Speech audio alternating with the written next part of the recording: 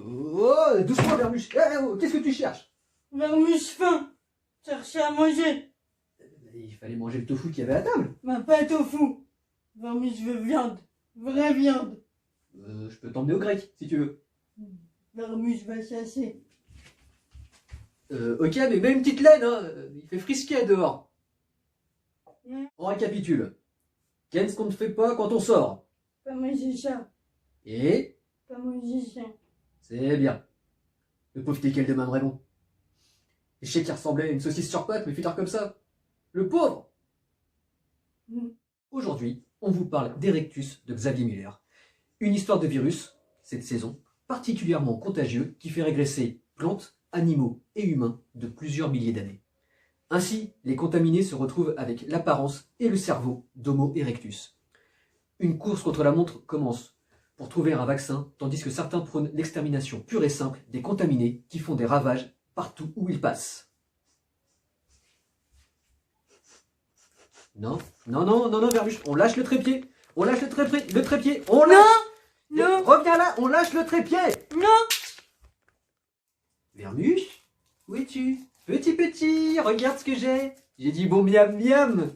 Vermuche, non, pas les doigts dans la prise. Non.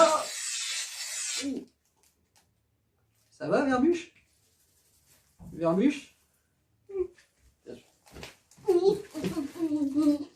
Joli brushing à propos, Vermuche. Pas les doigts dans la prise, prochaine fois. T'as faim? Allez. L'Homo erectus est apparu il y a 2 millions d'années et ses restes les plus récents datent d'environ 110 000 ans. Notre Lascar avait une taille en dessous de la moyenne. Il avait un front fuyant, des yeux enfoncés, qui lui permettaient sûrement de voir très bien la nuit, un nez à l'odorat surdéveloppé, de grandes dents, une mâchoire prognate, et il avait une force physique et une endurance considérables. Ah, et il s'adonnait de temps en temps au cannibalisme. Viande. Bah les pattes, le primate. Ah. Mais Je plaisantais. Tiens, lève-la, attendez, lève-la. non.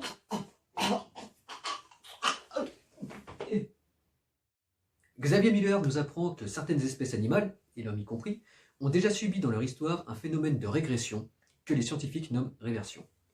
Il s'agit d'une mutation génétique d'un gène qui lui permet de retrouver des fonctions perdues auparavant suite à une première mutation.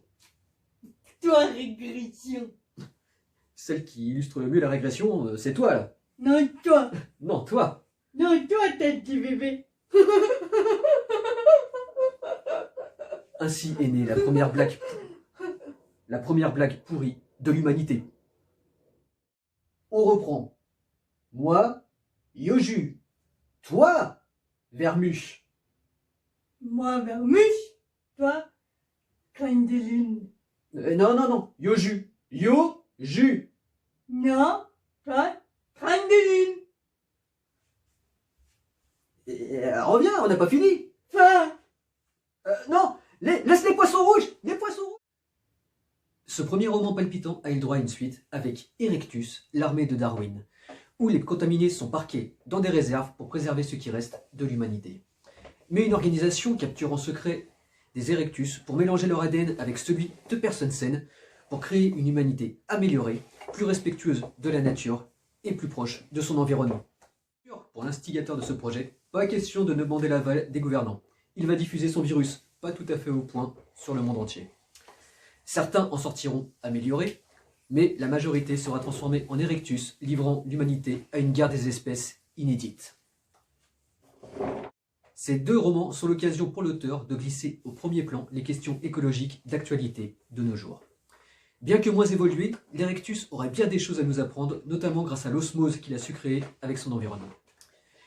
Mais il ne s'agit pas seulement d'écologie dans ces pages.